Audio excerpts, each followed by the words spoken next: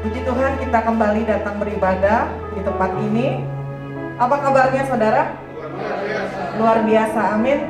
Mari sama-sama saya jemput bangkit berdiri, saudaraku.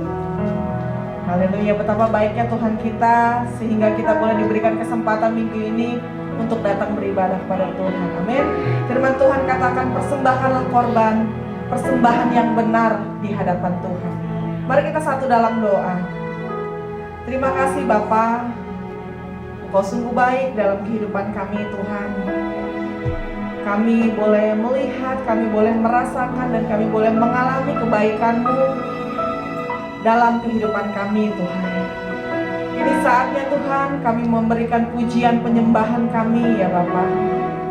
Biarlah Tuhan yang menguduskan setiap kami, menyucikan setiap kami, dan kami memberikan persembahan yang terbaik buat Tuhan. Di dalam nama Tuhan Yesus Kristus, sama-sama kita katakan amin. Amin. Silakan duduk Bapak Ibu Saudara. Haleluya. Terima kasih Tuhan.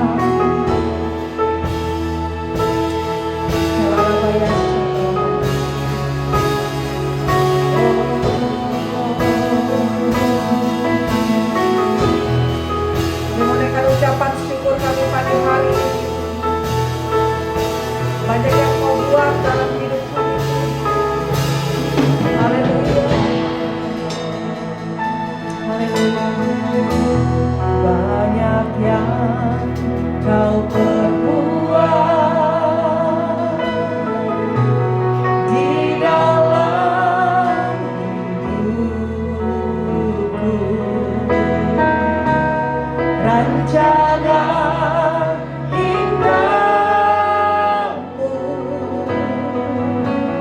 terjadi di hidupku. Bapa yang mengerti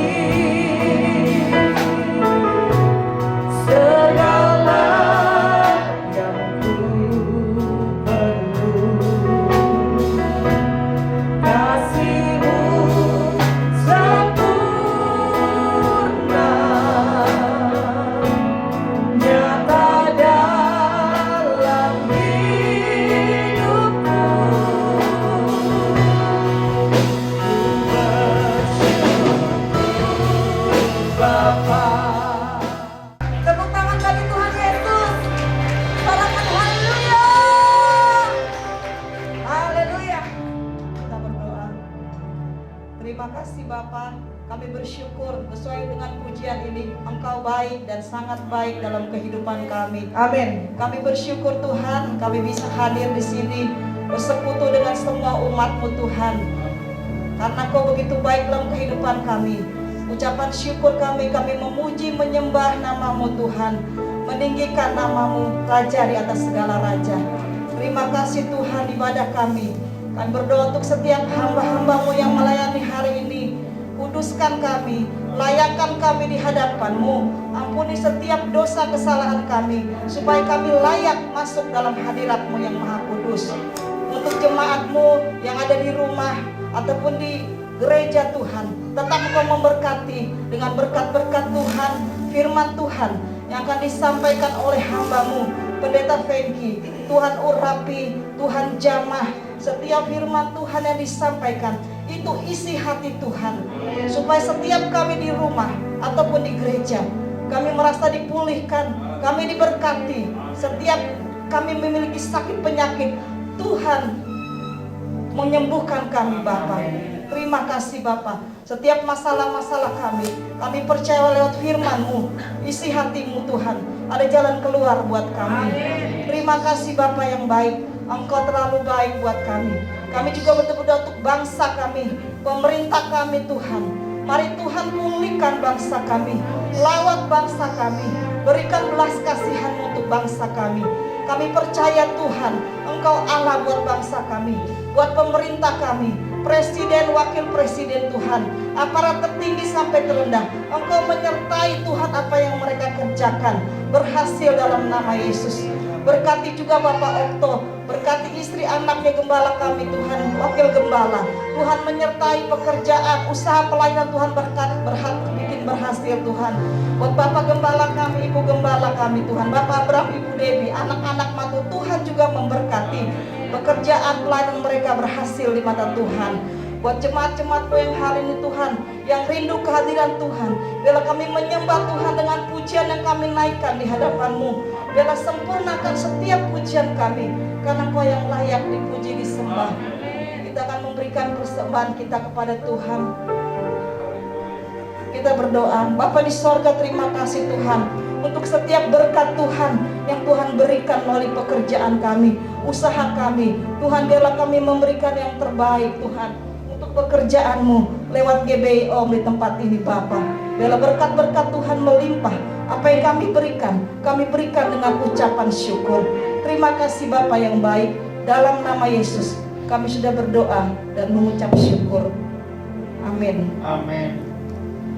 Yang di gereja menaruh persembahan di kotak yang telah disediakan. Yang di rumah dapat mentransfer melalui nomor rekening yang ada di layar. Bapak Ibu dikasih di sini amplop Natal tanggal 17. Berikan yang terbaik buat Tuhan. Terima kasih Tuhan Yesus berkati. Silakan duduk Bapak Ibu Saudara. Mungkin saya ingin bertanya, mungkin ada Bapak Ibu yang baru pertama kali hadir beribadah di tempat ini, ada? Kalau ada boleh lambaikan tangan. Puji Tuhan. Pekerja boleh memberikan salam. Shalom, shalom, damai Allah. Ada dua ya? Tadi ada dua ya?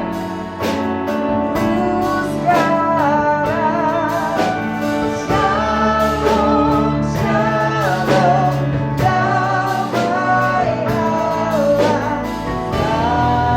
Salam damai. Puji Tuhan. Kami mengundang untuk saudara yang datang beribadah, mengundang untuk minggu depan kembali lagi datang untuk beribadah di tempat ini. Selamat datang, selamat beribadah, Tuhan Yesus memberkati. Mari kita persiapkan hati kita untuk firman Tuhan, saudaraku.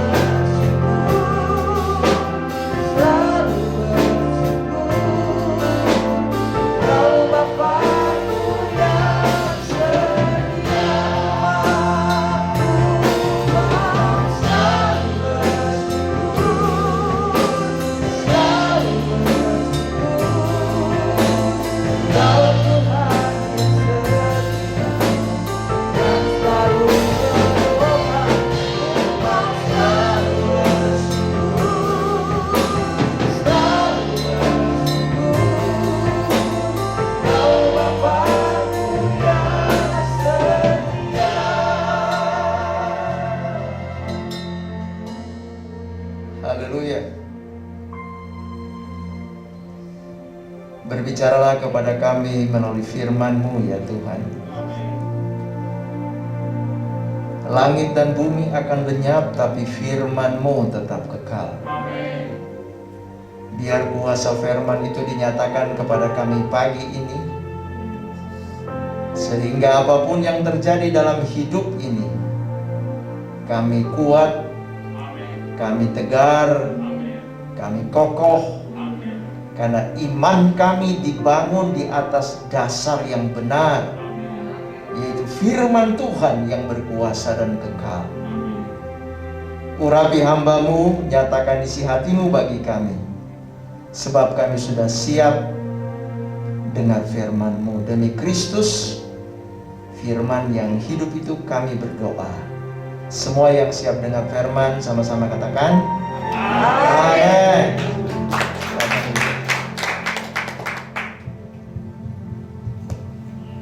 Shalom saudara. Bapak Ibu saudara yang kekasih dalam Tuhan Yesus, hari-hari ini semua manusia di seluruh dunia dipaksa, kalau saya mau pakai istilah dalam tanda kutip, dipaksa untuk mulai berpikir tentang arti hidup. Kenapa, saudara?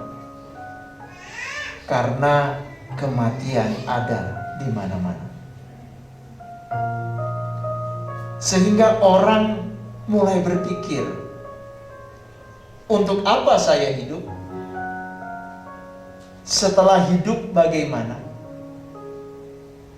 Bagaimana saya harus mengisi hidup? Memang ada satu teori psikologi, teorinya begini. Supaya saudara tidak takut,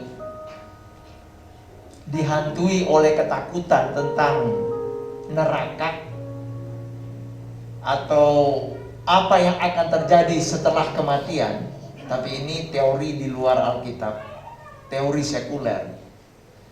Jadi teori itu berkata begini, berpendapat bahwa ya udah, hidup itu sebenarnya setelah mati ya selesai, tidak ada apa-apa lagi. Kenapa mesti takut? Tidak usah memikirkan hidup setelah kematian. Setelah mati selesai hidup manusia, finish, habis.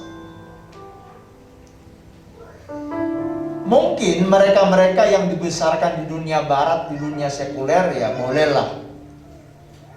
Tapi kita yang dibesarkan, dilahirkan dalam satu agama atau pemahaman-pemahaman tentang Tuhan, rasanya pandangan itu tidak cocok.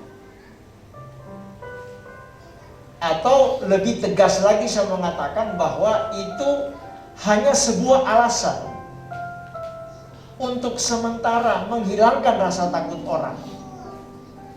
Pertanyaannya, benarkah seperti itu? Bahwa setelah mati, hidup manusia selesai dan habis. Tapi ternyata tidak, saudara. Setelah kematian, kita harus mempertanggungjawabkan hidup kita di hadapan Tuhan. Sebab ketika Allah menciptakan manusia, maka diberikan roh kepada manusia yang membedakan manusia dengan hewan.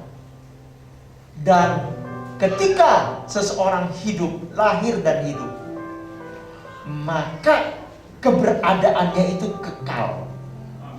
Kalau mati ya tubuh, jiwanya selesai, tapi rohnya terus kekal. Nah, karena itu saya ingin menyampaikan firman Tuhan tentang bagaimana kita memahami hidup dan mengisi hidup dengan benar. Bagaimana memahami dan mengisi hidup kita saat ini, kini nih, di dunia yang fana ini dengan benar. Kita lihat firman Tuhan, Filipi pasal 1 ayat 20 sampai 22. Filipi 1 ayat 20 sampai 22, tolong.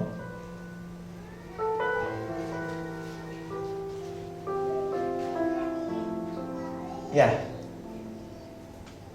Kita baca sama-sama 3 ayat ini, 1, 2. Ya. Sebab yang sangat kurindukan dan kuharapkan ialah bahwa aku dalam segala hal tidak akan beroleh malu, melainkan seperti sedia kala, demikian pun sekarang Kristus dengan nyata dimuliakan di dalam tubuhku, baik oleh hidupku maupun oleh matiku. 21. Karena bagiku hidup adalah Kristus dan mati adalah keuntungan. 22. Tetapi jika aku harus hidup di dunia ini, itu berarti bagiku bekerja memberi buah. Jadi mana yang harus kupilih? Aku tidak tahu. Nah, kalau saudara baca ayat-ayat selanjutnya, maka kita akan melihat bahwa Paulus berketetapan untuk dia tetap di dalam Kristus apapun keadaan yang akan terjadi. Dan memang sejarah gereja mencatat bahwa Paulus mati dibunuh dengan cara yang sadis, dia mati syahid.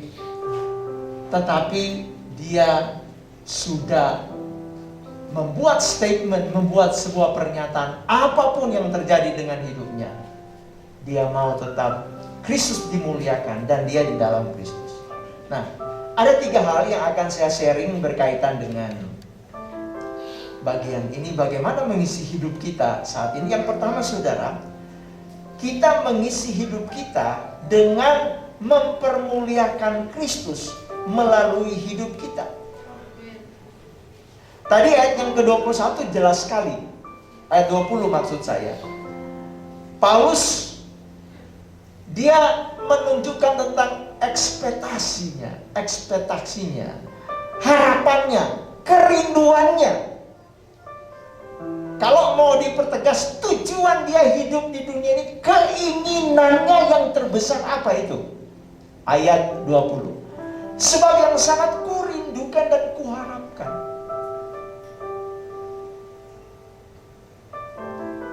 Bahwa aku dalam segala hal tidak beroleh malu, melainkan seperti sedia kala, demikian pun sekarang Kristus dengan nyata dimuliakan dalam tubuhku. Yesus dipermuliakan dalam hidup kita. Tubuh berarti perkataan, perbuatan, sikap hidup kita. Seluruh aspek hidup kita diupayakan supaya Kristus dipermuliakan. Jadi ketika orang melihat hidup kita, dia melihat ada Kristus yang hidup di dalam hidup kita. Tanda-tanda Kristus ada dalam hidup kita. Apa konkretnya? Kasih kelihatan, sukacita ada, kesabaran ada, penguasaan diri ada. Itu tanda-tanda Kristus, sifat-sifat Kristus terlihat dalam hidup kita. Saudara, saat ini di tengah pandemi terjadi banyak krisis. Krisis keuangan, krisis pekerjaan, ya, krisis ekonomi, krisis rumah tangga, karena itu mempunyai korelasi, mempunyai hubungan. Kalau suami di PHK, tidak kerja, atau usahanya bangkrut, kolaps karena dampak dari pandemi, sehari istri tenang, sebulan masih tenang, saudara. Kalau ada duit cadangan, 1 tahun masih tenang. Tapi tidak mungkin tenang terus. Dia akan mulai bilang sama suaminya, "Pak,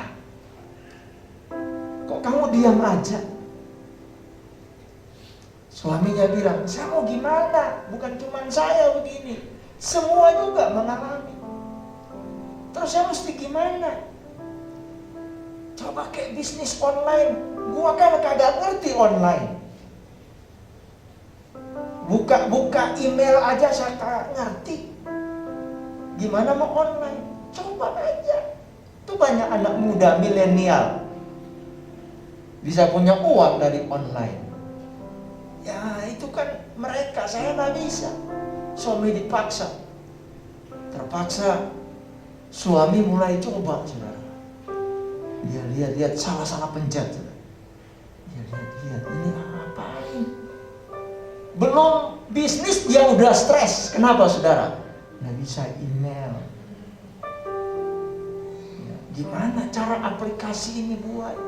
Gimana notifikasi ini? Gimana copy paste-nya? 2 hari saudara dilihat terus sampai matanya kabur. Dia stres. Dia bilang, "Udah, gua kagak bisa. Lama-lama gua mati. Belum bisnis gua udah mati. Kenapa? Gua kagak tahu pencet-pencetnya." Ribut. Saudara, ini situasi yang dialami oleh kita semua. Sehingga dalam situasi seperti ini bagaimana kita berjuang supaya tidak merusak damai, sejahtera, sukacita dalam keluarga. Artinya begini, kalau istri melihat bahwa suami sedang krisis dan kritis karena dampak corona, dia membantu mensupport suami, tidak menekan, tidak menghakimi. Itu kan saya bilang, harusnya kita usaha begini, kamu usaha itu, kan jadinya begini. Tidak saatnya seperti itu, saudara.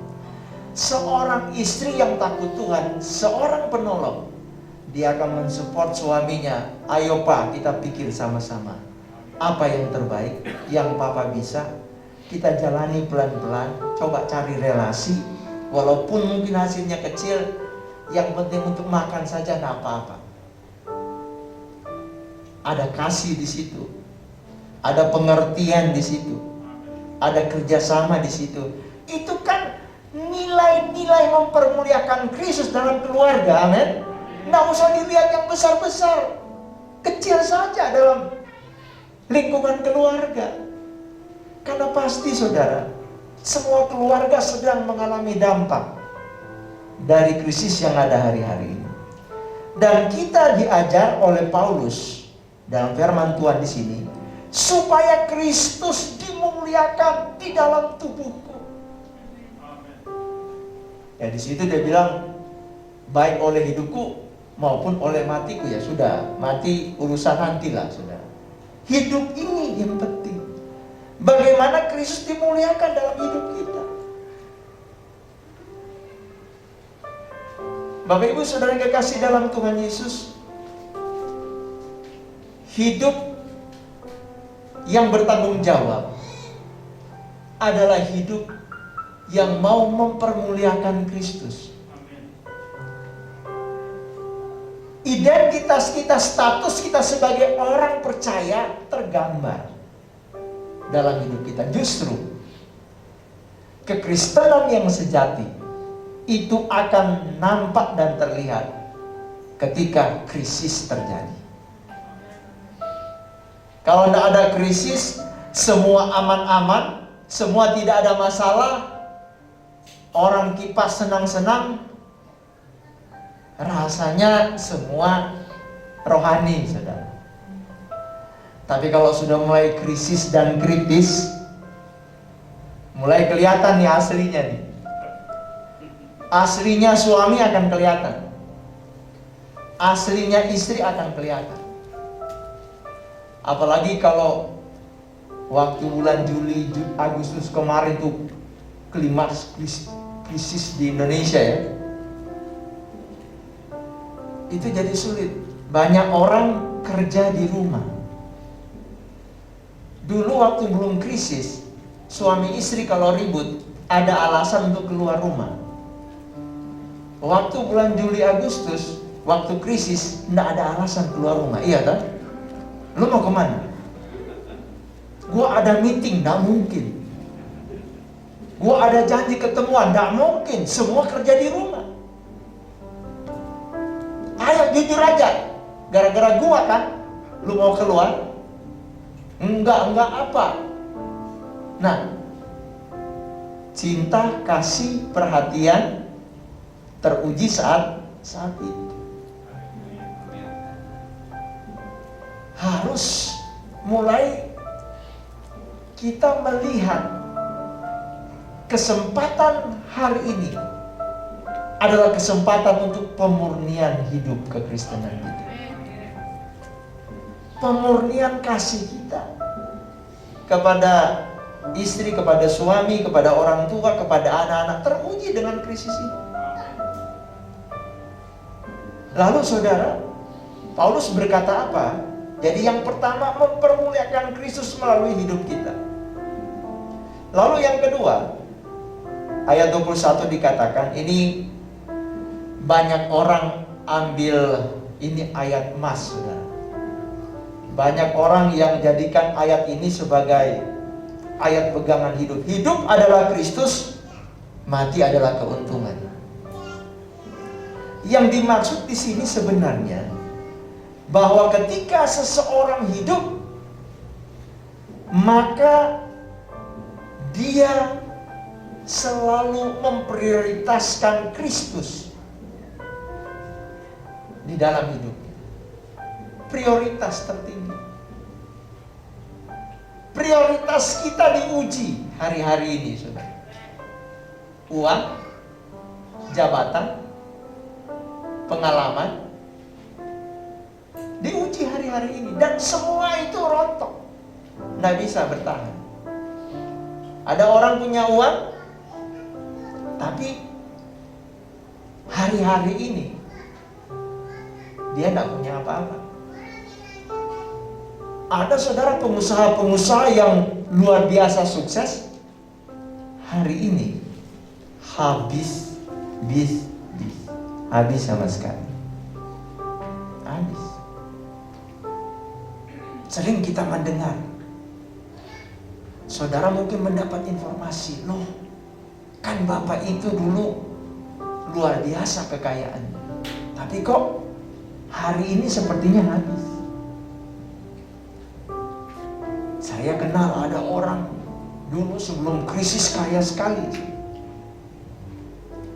sampai punya puluhan ekor anjing.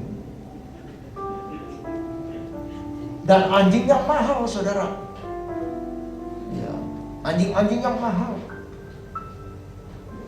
Dan dia harus memberi makan puluhan ekor anjing itu. Waduh, berapa juta dalam sebulan.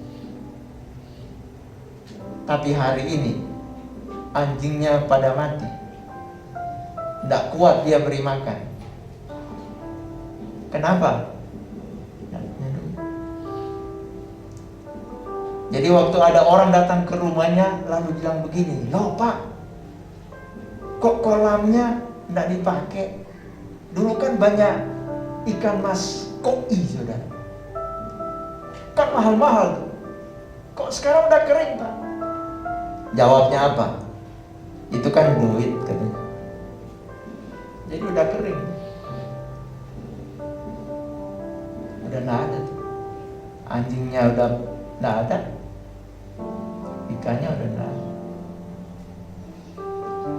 Rumahnya masih ada tinggal satu-satunya, tapi sertifikatnya sudah disekolahin di bank. Saudara tahu istilah disekolahin? Nggak tahu, lulus kagak. Padahal dulu konglomerat. Kalau orang hanya mengandalkan uang hari-hari ini, orang bilang apa? Selesai lo. Karena ternyata banyak orang yang kelihatan hidupnya wah, putar uang dari bank doang. Ketika macet, cet, selesai. Katanya masih mendingan jualan bakso, ada untungnya. Ketika situasi sekarang ini, tukang bakso masih jalan terus. Tidak bisa kita mengandalkan uang. Tidak bisa kita mengandalkan pengalaman kita. Tidak bisa. Situasi ini tidak bisa diprediksi, saudara. Ada orang bilang begini, oh kalau bisa begini, kalau bisa begini, tidak bisa. Sekarang ini Tuhan sedang mengajarkan manusia untuk mengerti bahwa hidup manusia itu cuman ada, ditentukan dalam kedaulatan tangan Tuhan. Tidak ada yang bisa dibanggakan hari-hari ini.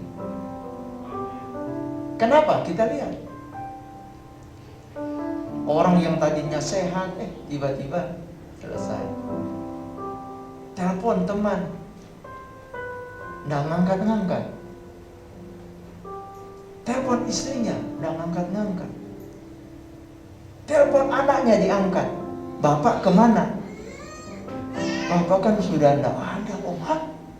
Mama udah tidak ada. Kenapa? Corona. Aduh, sorry ya. Padahal sebelumnya sehat-sehat.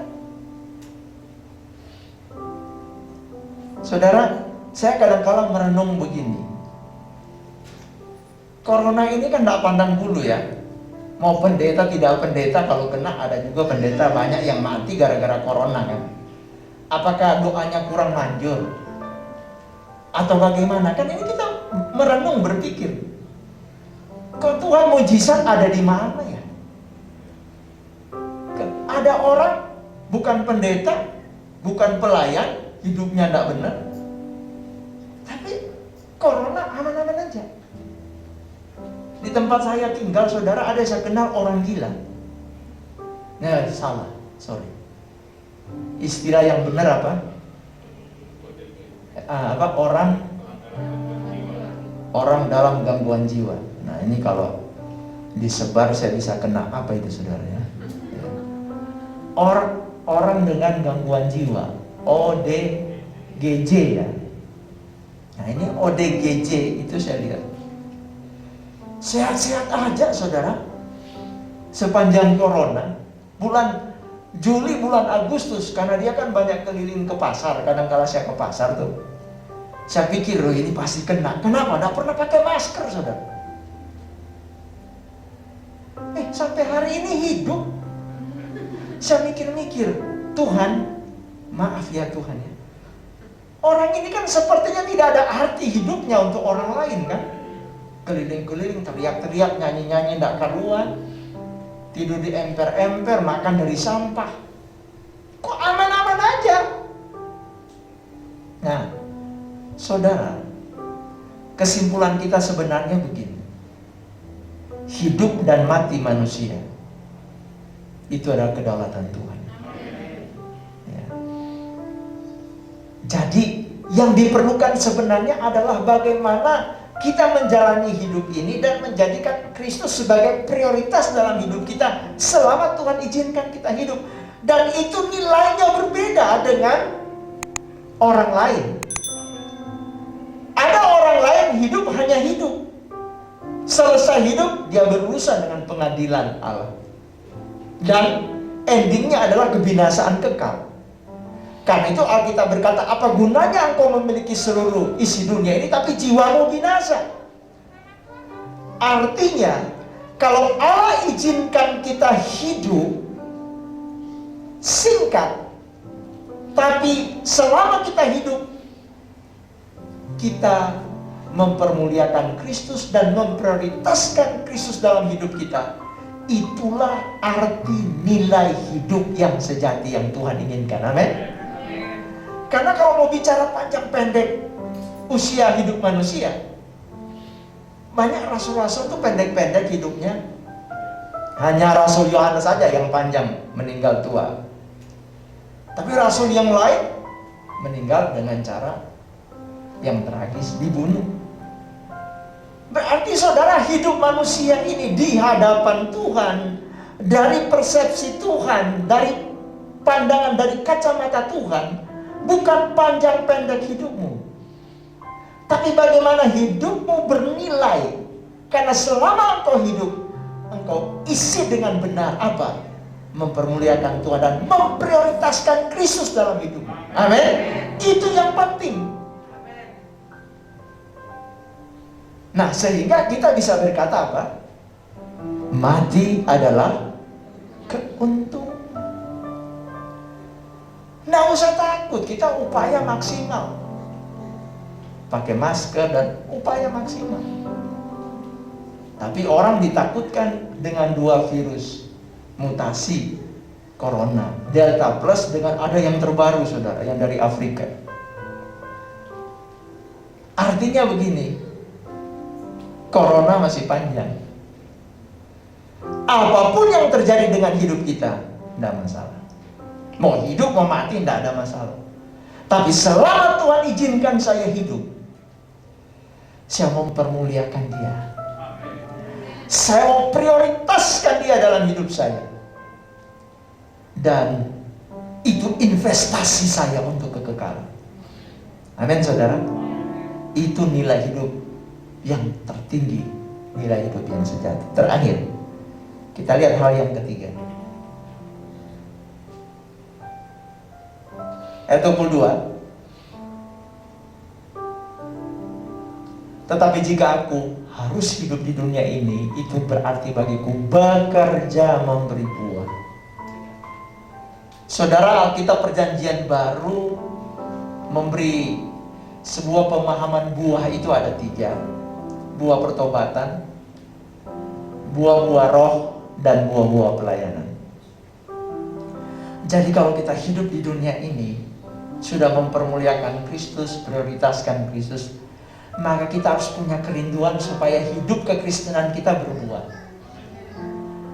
Orang yang bertobat itu dibedakan dengan yang tidak bertobat dari apa? Dari buahnya. Dan yang paling jelas mengenal pertobatan kita, orang dekat bukan orang jauh. Karena itu kalau suami benar-benar bertobat, lama-lama istrinya bertobat. Kalau istri benar-benar bertobat, lama-lama suaminya bertobat.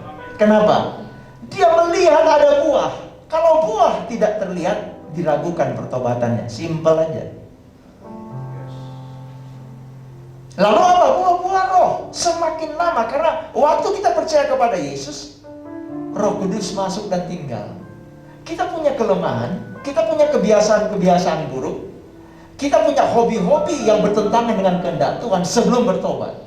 Tapi dalam proses pertumbuhan rohani, pertumbuhan iman, Roh Kudus akan bekerja dan firman Allah akan bekerja untuk mengubah hidup kita. Nah, kata kuncinya adalah apa, saudara? Taat dan patuh. Itu aja. Nggak usah banyak alasan. Ini firman, lakukan atau tidak. Itu saja sebenarnya. Kalau kita melakukan firman taat dan patuh, perubahan pasti terjadi. Kasih lebih kelihatan, sukacita lebih kelihatan, kesabaran lebih kelihatan, penguasaan diri lebih kelihatan. Seperti proses pohon yang tumbuh berbuah, itu kan lama-lama terjadi perubahan. Dan buah-buah pelayanan. Jadi semakin lama kita mengikut Tuhan, kita bukan cuma jadi jemaat. Kita cuma bukan belajar firman sendiri, baca firman, berdoa sendiri di rumah, tidak. Lama-lama mulai adu beban untuk mencari jiwa-jiwa terhilang, bersaksi. Itu artinya apa? Buah-buah pelayanan terlihat. Jadi Bapak Ibu Saudara yang kekasih dalam Tuhan Yesus, inilah 3 hal yang perlu kita miliki supaya hidup kita ini bernilai, bermakna, kita isi dengan hal-hal yang berkenan di hadapan Tuhan. Permuliakan Kristus dalam tubuh. Perkataanmu, perbuatanmu, tingkah lakumu, keputusan-keputusanmu, Kristus dipermuliakan. Ada sifat-sifat Kristus di situ. Ada kejujuran, ada pengampunan, ada kesabaran, ada kelihatan di situ. Lalu Kristus harus prioritas tertinggi. Artinya, kalau kita diperhadapkan dengan pilihan antara Kristus atau yang lain, harus memilih, kita memilih Kristus. Walaupun rugi, walaupun tidak enak, walaupun tidak menyenangkan, kita lebih memilih Kristus. Itu maksudnya. Dia lebih prioritas. Dan yang ketiga, berbuah. Pohon itu dikenal dari buahnya. Kualitas pohon dilihat tadi. Biarlah kita punya kerinduan untuk mengisi hidup dengan benar. Bukan soal panjang pendek, tapi apa sih yang saya isi di dalam saya menjalani sisa hidup yang Tuhan izinkan bagi kita. Amin. Sekian firman Tuhan. Beri kemuliaan bagi Tuhan.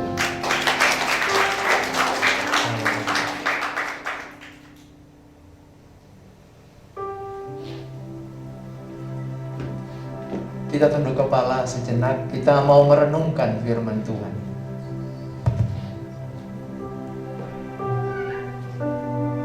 Haleluya. Kita berdoa, Tuhan Yesus, terima kasih untuk firman-Mu.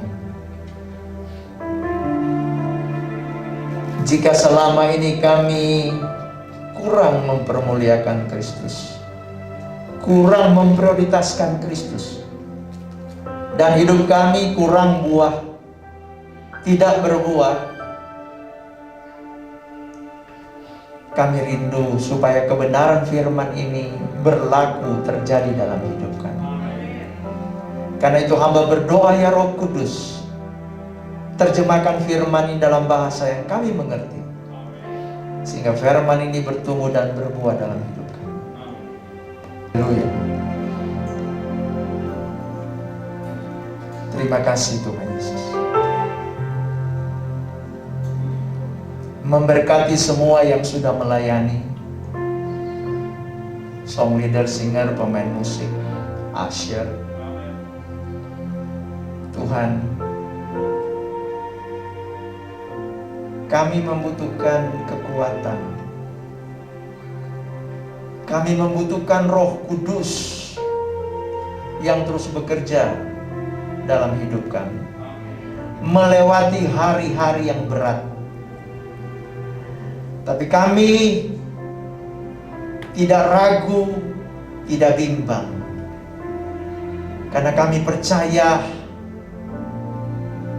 sehebat apapun badai hidup yang kami alami, sedetik pun Tuhan tidak pernah tinggalkan kami. Engkau ada bersama kami Tuhan. Dan itu keyakinan iman yang membuat kami tegar melewati badai hidup ini. Karena kami yakin satu kali, satu saat badai pasti berlalu. Amin. Terima kasih Tuhan. Sebelum kami tinggalkan tempat ini, kami rindukan berkat Tuhan atas kami. Jemaat kasih Tuhan, angkat tanganmu, pulang dengan sejahtera, terima berkat Tuhan. Katakan amin untuk perkataan-perkataan berkat ini. Allah memberkati kehidupanmu. Allah memberkati pekerjaanmu. Allah memberkati keluargamu. Allah memberkati semua rencana dan cita-citamu. Berkat dari Allah Bapa, cinta kasih dan sayang dari Tuhan Yesus Kristus, kekuatan dan penghiburan dari Roh Kudus akan menyertai memberkati hidup kita dari hari ini sampai hari Maranatha, hari Tuhan Yesus datang kedua kali. Yang diberkati Tuhan katakan amin.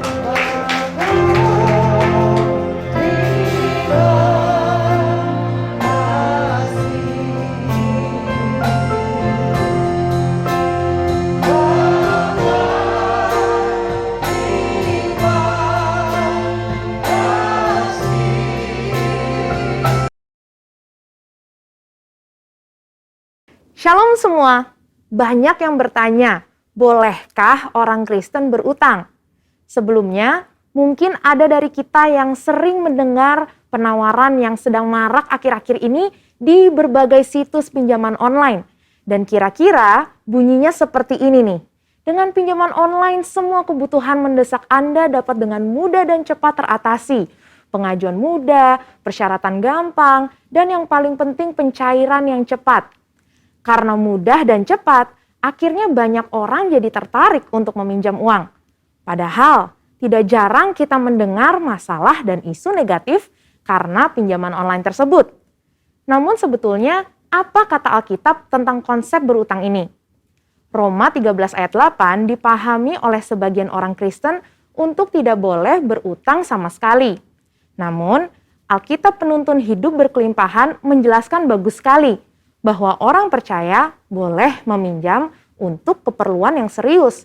Tapi jangan berutang untuk hal-hal yang tidak perlu, apalagi menunjukkan sikap tidak mau melunasi utang. Karena artinya kita tidak menunjukkan kasih kepada Tuhan dan sesama. Justru orang yang mengasihi sesama akan mengembalikan uang yang dipinjamnya itu.